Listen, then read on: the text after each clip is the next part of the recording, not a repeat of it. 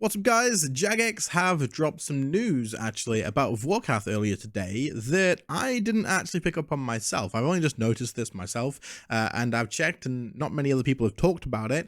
And it wasn't like pinged in the Discord that, like, when the news feeds come through in my Discord and other Discords or whatever that maybe have the Jagex news feed. So maybe this isn't quite as seen. I'm sure plenty of people have seen it. Don't get me wrong. I'm not saying it's like unheard of, but it seems like they only tweeted it on Twitter, for example, and stuff like that. So we're going to take a look. But anyway, they're talking about basically our feedback to the Battle of Vorkath 3, or the Vorkath update. So we're going to take a look at what they say, and hopefully it's good news. So the Vorkath Battle of Vorkath 3 feedback update. Very cool. Let's see. Hello, escapers. We're delighted to see so many of you taking on the Battle of Vorkath 3. Fighting Zamoragal and Vorkath. It's been a pleasure. We've also seen an enormous amount of feedback from all of you around the battle with Zamoragal and Vorkath, the challenge, the rewards, and the battle itself. We've already rolled out several hotfixes to address pressing issues around loading screens and the new armor set, as well as a fix for the Death Skull's necromancy ability targeting. But we're still going. Okay, cool. A lot of you have come back to us with feedback around these points, so we're taking the opportunity to address a few of the major points to speak to these. The loot drops aren't quite hitting the mark. 2 poison pools are too punishing. Normal mode requires you to complete 1 place of power. Zamoragal's attacks aren't easy to see. Invoke Lord of Bones feels underpowered. It definitely does. And damage to familiars is hard to manage. I guess that's kind of true, to be fair. It kind of is. A lot of these make sense. I didn't know people were saying anything about the poison pools, to be fair. I don't know. Personally, I don't mind this, but we'll see what they say. I think just you meant to not stand on them, right? So we'll see. But anyway, it's good that they're addressing this and they're taking the feedback that people are giving. And I thought they would. I kind of knew that they would, especially the loot being number 1. So let's see what they're saying about that. The loot drops aren't quite hitting the mark. We've been having a lot of interesting conversations with players from all sorts of communities about boss drops. Once the Vorkath Shard Hunt event has ended, we'll be adding those overrides to the drop table, bringing it up to 6 total items to claim. The same number as an awfully similar looking dragon you might have faced before. But in the meantime, we're deploying a hotfix on Friday 24th of November with some changes. Okay, cool. Once the hotfix has been successfully deployed, you'll have to open any hard mode caskets before you can start to earn more and have access to the new drop table. Okay, so this basically means that if you've stashed up tons of like loot boxes now, you're not going to get any benefits from those. Those are going to have the same loot as what they already have. You're gonna have to get new ones, basically. I think that's what that means. Hard mode loot is being rebalanced to make loot feel more rewarding for your investment. Good. We're upping the number of rolls on the loot table from the current 6 to 8. Nice, that's pretty good. And we're reducing the chance of receiving some lesser valuable loot, such as Bayonet Stone Spirits. Thank God. We're increasing the chances of receiving some more desirable loot, such as Blackstone Hearts. That's good. They're pretty expensive. The drop rate of armor upgrade materials has been increased, so the spikes, I assume, and all that sort of stuff, along with the chance of receiving a codex. So the chance of codex has also been buffed as well. So basically, rare drops are even more common now in hard mode, and also you're going to be getting more commons over time. I will do a loot video from this if I can get used to killing the boss consistently, and we will see what the difference is and see if it's any better. So we'll do that. Ultimately, this means that your investment in hard mode is more rewarding. You have more chances to roll better loot and can do that 8 times with each casket as opposed to 6. Good. This will be going live today, so that's good. It's already live now, probably. The other points below are still being investigated, and we're exploring our options, so read on for more info. Good. I like this. I think this change is good. I kind of hope... I wonder if the rare drops from the cosmetics are only going to be in hard mode. I don't know if they're only going to be hard mode or not, but if they are, then that would be kind of cool. And I assume they're untradeable, because they're coming from an event and stuff. They might be tradable, I have no idea. But if they are coming from into hard mode and they're untradeable, that's kind of cool. I like that.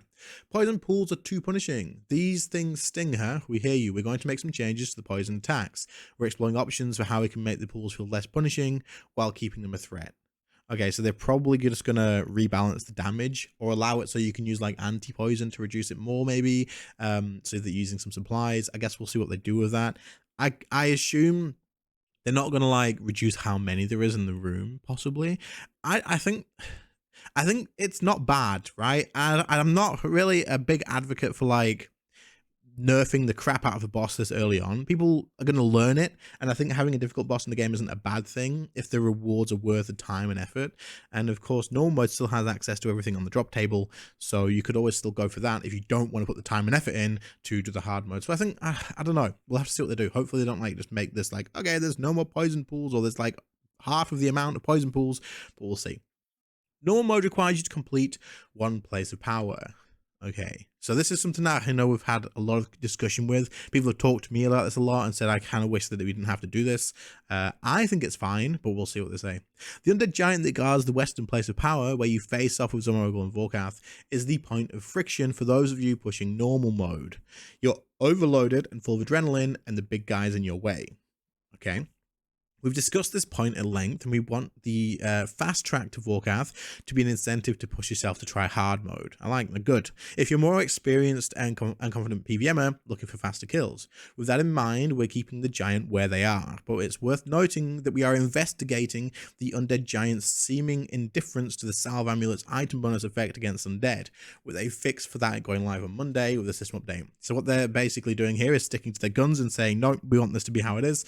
We like how it is. And what we will do is allow the Salve Amulet to work on the giant, seeing it's an undead giant, and so you'll be able to kill him a bit quicker. Now, a bit quicker, you're going to be able to kill him a lot quicker because Salve Amulet makes the amount of damage you deal to undead, like, is it 20%, I think? It's a lot. Anyway, it's a big damage increase against them, so it'll become a lot easier. I don't mind this at all, and I think it's really good. I think it's a great trade-off for, like, for being able to do normal mode, and then kill off all the other points of interest, basically, to have less mechanics but keep your same rewards. I think the whole points of interest thing is a really cool design. I like it, but I guess you know, people are gonna like some stuff, some people aren't gonna like other things. It's just how the game is. But I'm glad that Jagex are just like, okay, no, we like this, we want to keep it as it is.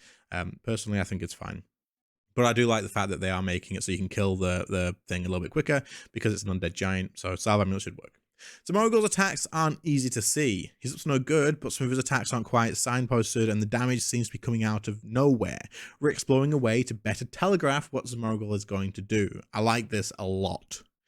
I like this an absolute ton. The fight feels chaotic as all hell, and a lot of people were saying like it's just so hard to see what's going on, and it's like really difficult to know what's about to happen. So I like the looking into this. This is important, I think, and so very good. Good.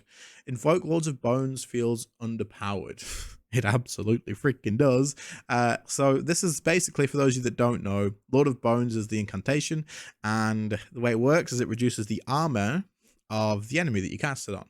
However, the way armor works in RuneScape is basically hit chance. So it's only going to basically increase your hit chance on anything that you don't have 100% hit chance on. So it is a good like incantation. It is in theory, but it's useless in a lot of places because we have 100% accuracy in most places. And Necromancy can't splash anyway, so it just scales your damage, which is good, right? But unless you're at Telos, unless you're at AOD, it doesn't have that much use. Next, maybe.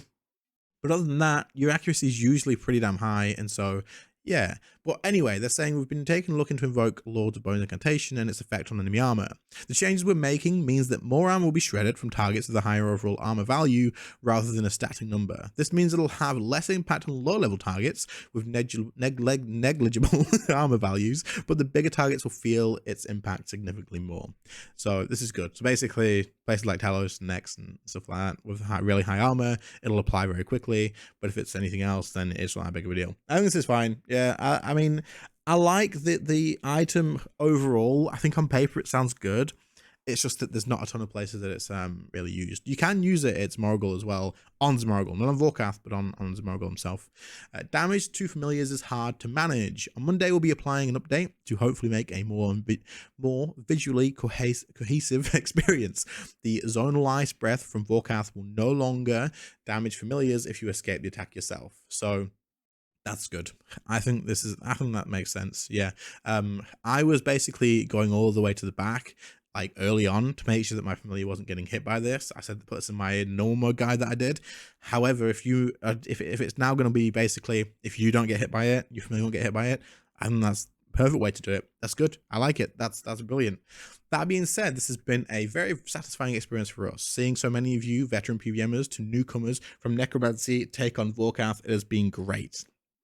Now, this doesn't confirm anything, but this tells me that the engagement for Vorkath has probably been higher than we would have expected from a lot of people saying like, "Oh, I'm bored of this now," and it's a bit of a bad boss. Because I've heard a lot more bad feedback than positive feedback about this boss, which is kind of sad because I really like it. I like the boss a lot. But from this take, it kind of seems like maybe the engagement rate is actually higher. And I think that comes from, again, having the quest that leads into it too.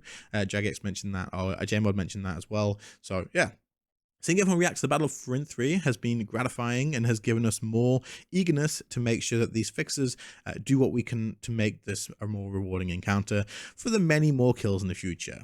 Good. This is a good post overall. I don't think there's anything negative about this at all to say. I really don't. Some people are going to be like, what do you mean you're going to leave no mode? If we're saying that this needs to be changed, I think if they feel like they need to stand their ground on stuff, then they should stand their ground on stuff like this, because at the end of the day, they don't have to try and please everyone, because you can't please everyone. You can't please everyone. You really, really can't. So, you know, if it's just something like this, it's not the end of the world. And I think it just makes it a bit of a difference to other bosses. In Zamrat, you got to kill the mages before you kill Zami. So, like, you know, it's pretty much the same thing. You just use basics, or just use your conjures or something like that. Don't throw out your death schools. Don't throw out your living death. And you probably kind of the same idea as the mages at Zami. So anyway, I am happy. I think this is pretty good. What do you guys think about this? If you didn't know about it, let me know. I'm sorry that it's quite late to the thing. I've had a day with my kids today, with a family and whatnot, so I've not been home. But when I saw this, I thought, you know what? We better get this posted for the people who didn't see, because I didn't have a freaking clue. But other than that, let me know what you think about it, and I'll catch you on the next one. See you later, guys. Bye.